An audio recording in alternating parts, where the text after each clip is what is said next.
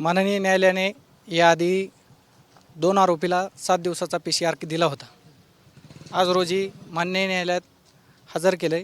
त्यासोबत एक ॲडिशनल आरोपी योगेश चव्हाण याला हजर केले असता त्याची चौकशी करण्याकरिता वाढीव PC पोलिसांना मागितला आणि तो माननीय न्यायालयाने आज 2 दिवसाचा PC मंजूर केलेला आहे.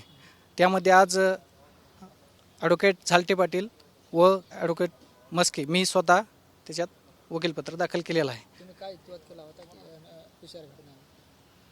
त्यामध्ये राजकीय दबावाला बळी पडून सदरची फिर्याद दाखल झालेली आहे.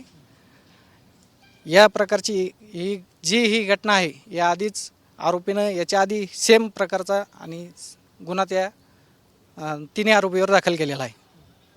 याच्यामध्ये 2/24 मध्ये एक 2024 मध्ये गुन्हा नोंद झाला होता.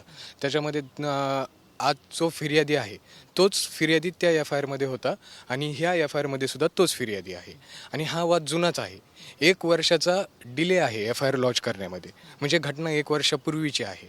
आज जे काही आरोपीला पोलिस घेऊन आलते त्याच्यामध्ये त्यांनी 3 दिवसाची वाढीव PCRची मागणी केलेली होती.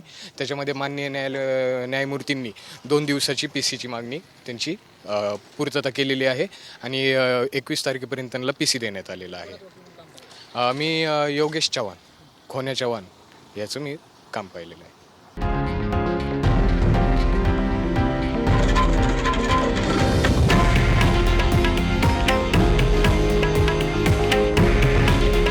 हे आहे देशातील नंबर 1 न्यूज नेटवर्क आणि आपण पाहत आहात TV9 मराठी.